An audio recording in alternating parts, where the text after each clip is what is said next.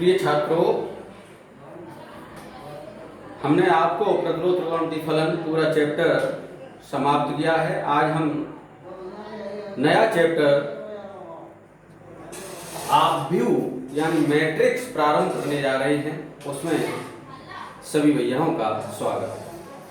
ध्यान दें, सबसे पहले आज हमारा चैप्टर है आव्यूह। आव्यूह को इंग्लिश में कहते हैं मैट्रिक्स। ये चैप्टर हमारा बहुत ही महत्वपूर्ण है, क्योंकि जब हम वेक्टर पढ़ाएंगे तो हमें इसमें वेक्टर की भी जरूरत पड़ेगी, वेक्टर में भी मैट्रिक्स की जरूरत पड़ेगी, इसलिए हमें ध्यान देना है।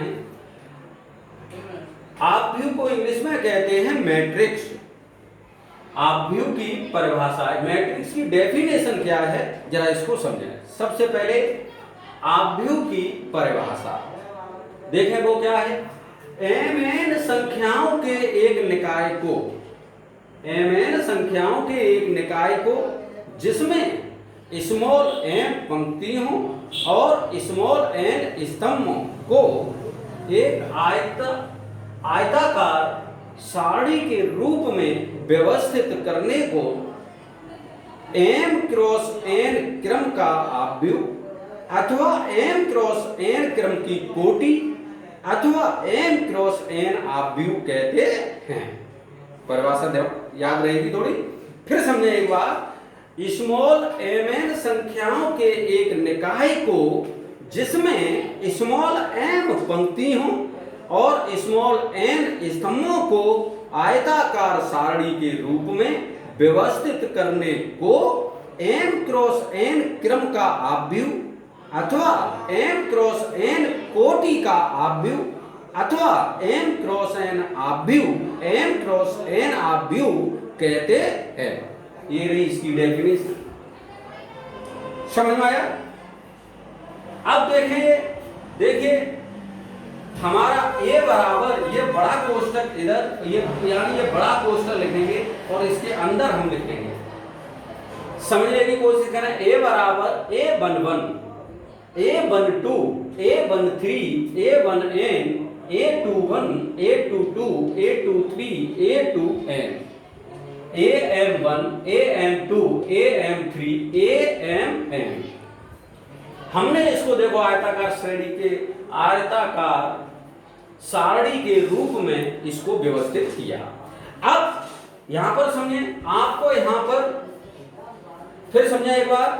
mn संख्याओं के एक निकाय को जिसमें m पंक्ति तथा स्मॉल n स्तंभों को एक आयताकार सारणी के रूप में व्यवस्थित करने को m क्रॉस n आव्यूह अथवा m क्रॉस n कोटि का आव्यूह अथवा m क्रॉस n क्रम का आव्यूह कहते हैं। ये रहा। देखिए a बराबर, हमने इसको आव्यूह के रूप में व्यवस्थित किया। देखिए ये व्यवस्थित किया, इसका पहला अवयव होगा a11। अब देखें, इधर से जो आपको लाइनें दिख रही हैं वो हो गई पंक्ति, इधर से जो लाइनें दिख रही हैं वो हो गई आपकी पंक्ति। देखिए पंक्ति को इंग्लिश में कहते हैं रो। पंक्ति को इंग्लिश में क्या कहते हैं? रो। इधर से जो लाइनें आपको दिख रही हैं वो हो गई पंक्ति। ऐसी पहली पंक्ति, दूसरी पंक्ति, तीसरी पंक्ति, डॉट डॉट डॉट एमवी पंक्ति। और ऊपर से, अब ऊपर से भी पंक्तियां आपको दिख रही हैं, ऊपर से देखें, उनको हम कहेंगे स्तंभ। स्तंभ को इंग्लिश में कहते हैं कॉलमन, COLUMN। यानी ऊपर से जो हमारी पंक्ति हैं उनको हम कहेंगे कॉलम। पहला कॉलम, दूसरा कॉलम, तीसरा कॉलम और ये nवां कॉलम। आपकी समझ में आया होगा।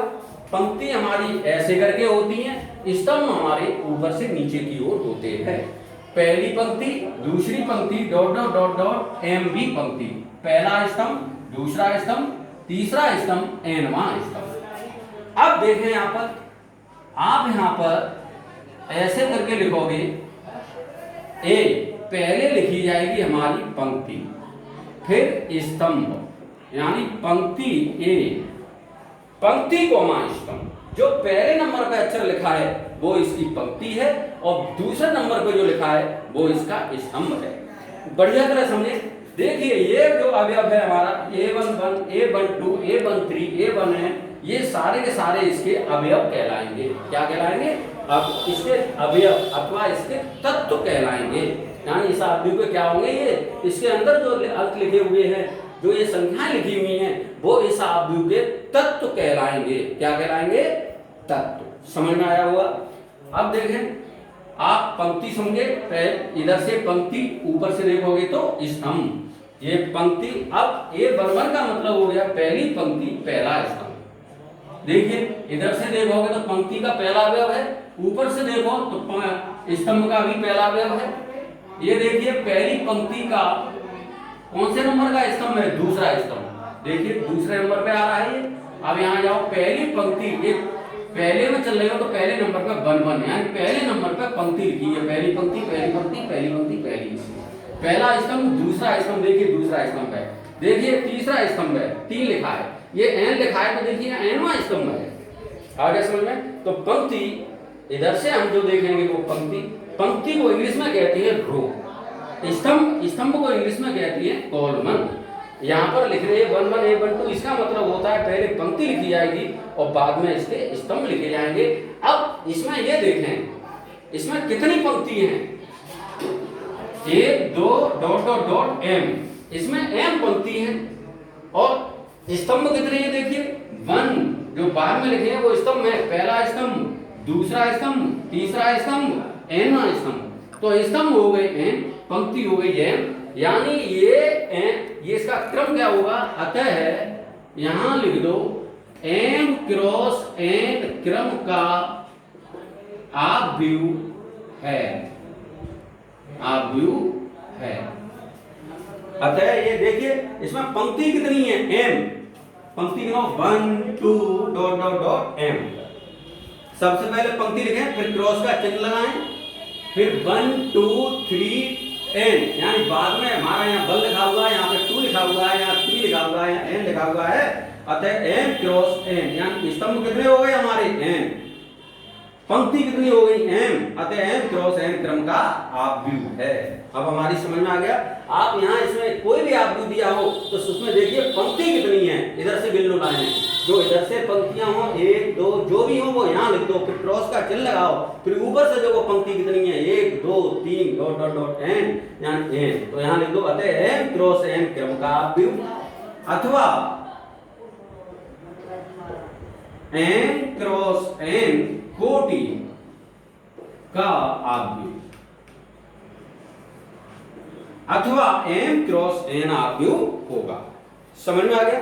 अब देखें इधर, अब इसमें A11 A12 ये इसके तत्व कहलाएंगे। आप इसके बारे में सबसे पहले समझे होंगे, पंक्ति हमारी, ये पंक्ति नहीं, इधर से पंक्ति को इंग्लिश में रो कहते हैं। ये पहली पंक्ति, दूसरी पंक्ति, डॉट m भी पंक्ति। अब ये हमारे रहे स्तंभ, पहला स्तंभ, दूसरा स्तंभ, तीसरा स्तंभ, डॉट nवां स्तंभ, ये हमारे रहे स्तंभ। ठीक। अब सबसे पहले आव्यूह में आपको ये मालूम होना चाहिए कि हमारी पंक्ति क्या है और स्तंभ क्या है। समझ में आ गया? पहली, इधर से देखोगे पहली पंक्ति, दूसरी पंक्ति और यहाँ m लिखा है तो m भी पंक्ति, पहला स्तंभ, दूसरा स्तंभ, तीसरा स्तंभ और इधर से देखोगे nवां स्तंभ। ठीक। पंक्ति को इंग्लिश में रो, स्तंभ को कॉलम, पहले पंक्ति लिखी होती है, बाद में स्तंभ लिखा होता है। समझ में आ गया? अब पहले पंक्ति गिन लो, फिर क्रॉस का चिन्ह लगा दो, स्तंभ देख लो, वो यहां लिख दो, तो ये हो गया m क्रॉस n का स्तंभ। ठीक। अब आव्यूह के तत्व क्या होंगे? ये स्टेप होगा हमारा, ये अतः है, यहां देखना A11 A12 A13 dot A1N, A21 A22 A23 dot A2N, dot AM1 AM2 dot AMN।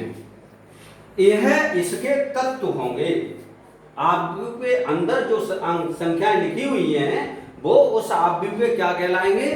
तत्व कहलाएंगे। लिख दो यहां, यह आव्यूह के तत्व होंगे। आप लोग समझ गए होंगे। सबसे पहले आव्यूह में पंक्ति स्तंभ सीखे, उसके बाद आव्यूह के तत्व सीखे। आव्यूह का क्रम क्या होगा, सबसे पहले आप पंक्ति गिन लो जितनी, फिर क्रॉस का चिन्ह लगाओ, फिर ऊपर से स्तंभ गिन लो, क्रॉस लगा के लिख दो, वही उसका क्रम, वही उसकी कोटि, वही आव्यूह हो जाएगा। ठीक, आज इस प्रकार से आव्यूह की परिभाषा आप ठीक प्रकार से समझे। और अब देखें इधर,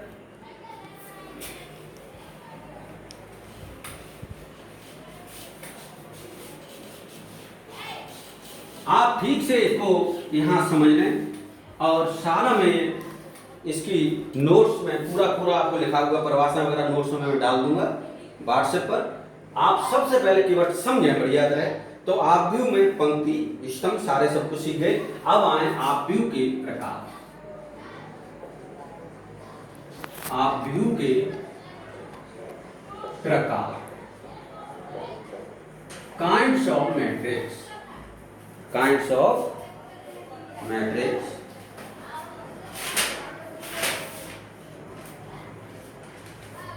types of matrix, TYPS, types of matrix. देखिए, अब आते हैं हमें आव्यूह के प्रकार। ये आव्यूह हमें ठीक से याद हो जाए। नंबर 1 आव्यूह के प्रकार, क्षैतिज आव्यूह। नंबर 1 क्षैतिज आव्यूह, इंग्लिश में इसको कहते हैं horizontal matrix. HORIZONTAL, horizontal matrix. देखिए, क्षैतिज आव्यूह इंग्लिश में इसको कहते हैं हॉरिजेंटल मैट्रिक्स। ठीक, क्षैतिज आव्यूह क्या होता है, जिस आव्यूह में पंक्तियों की संख्या स्तंभों की संख्या से कम हो उसे हम क्षैतिज आव्यूह कहते हैं। जिस आव्यूह में पंक्तियों की संख्या स्तंभों की संख्या से कम हो उसे हम क्षैतिज आव्यूह कहते हैं। यानी हमारी पंक्ति कम होगी और स्तंभ हमारे ज्यादा होंगे। उस स्थिति में वह आव्यूह कौन सा आव्यूह कहलाएगा, क्षैतिज आव्यूह, हॉरिजेंटल मैट्रिक्स कहलाएगा। जैसे देखना जरा, A1 A2 A3 B1 B2 B3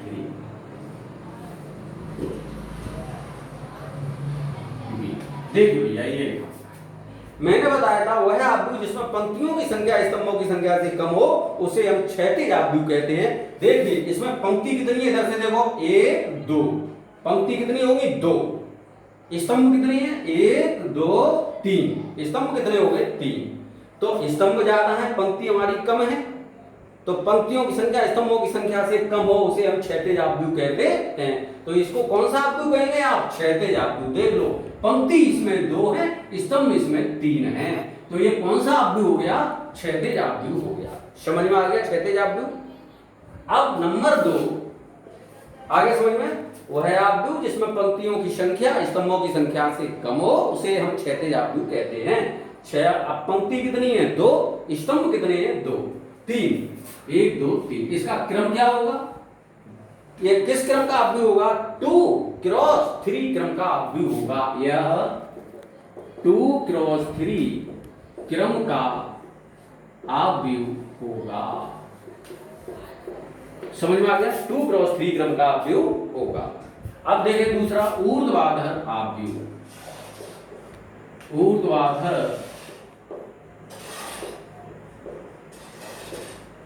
vertex matrix, VARTEX, vertex matrix, vertex ऊर्ध्वाधर matrix. Vertical VERTICAL, vertical matrix. ये ठीक, ऊर्ध्वाधर मैट्रिक्स, वर्टिकल मैट्रिक्स, ये क्या होता है, वह आव्यूह जिसमें पंक्तियों की संख्या स्तंभों की संख्या से अधिक हो, वह आव्यूह जिसमें पंक्तियों की संख्या स्तंभों की संख्या से अधिक हो उसे हम ऊर्ध्वाधर आव्यूह कहते हैं। जैसे लिखना A1 A2 B1 B2 C1 C2। देखो यह 3x2 क्रम का आव्यूह है। जरा समझेंगे, इसमें पंक्ति कितनी है? 3, 1 2 3, और स्तंभ कितने हैं? 1 2। तो इसमें पंक्तियों की संख्या हो गई 3 और स्तंभों की संख्या हो गई 2। ठीक, तो इसमें पंक्तियों की संख्या स्तंभों की संख्या से अधिक हो गई, तो कौन सा आव्यूह होगा? ऊर्ध्वाधर आव्यूह। यह 3x2 क्रम का आव्यूह है। समझ में आ गया? अब आपकी समझ में आ गया होगा। तो जब हम क्रम लिखते हैं तो सबसे पहले पंक्ति लिखते हैं, उसके बाद लिखते हैं स्तंभ। तो 3x2 क्रम का आव्यूह। समझ में आ गया? अब नंबर 3, ये हमारा ऊर्ध्वाधर आव्यूह समझ में आ गया होगा। इनकी डेफिनेशन हम आपको व्हाट्सएप पर लिख के देंगे पूरी, आप यहां समझते रहे बैठे बैठे। वर्ग आव्यूह, स्क्वायर मैट्रिक्स, वर्ग आव्यूह एस QUARE स्क्वायर मैट्रिक्स, वर्ग आव्यूह नंबर 3। देखिए वर्ग आव्यूह क्या होगा? वर्ग आव्यूह, ठीक से देखो, वर्ग आव्यूह क्या होगा? वह आव्यूह जिसमें पंक्ति और स्तंभों की संख्या समान हो उसे हम वर्ग आव्यूह कहते हैं। वह आव्यूह जिसमें पंक्ति और स्तंभों की संख्या समान हो उसे हम वर्ग आव्यूह कहते हैं। जैसे देखना, जैसे A बराबर A1 A2 B1 B2 तथा A1 A2 A3 B1 B2 B3 C1 C2 C3 ये दिया। देखिए इन दोनों में पंक्ति और इसमें पंक्ति कितनी है? 2, स्तंभ कितनी है? 2, बराबर हो गए। इसमें पंक्ति कितनी है? 3 और स्तंभ कितनी है? 3, तो बराबर है। तो जिस आव्यूह में पंक्ति और स्तंभ की संख्या समान हो, बराबर हो, उसे हम क्या कहेंगे? वर्ग आव्यूह, स्क्वायर मैट्रिक्स। तीसरी क्लियर हो गई। चौथा है हमारा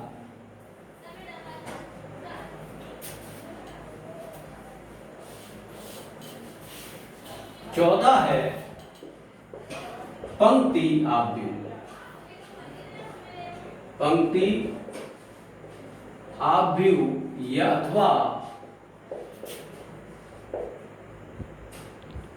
अथवा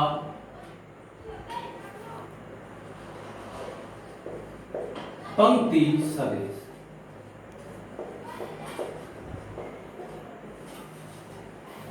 ठीक, पंक्ति आव्यूह अथवा पंक्ति सदिश। पंक्ति का मतलब रो मैट्रिक्स,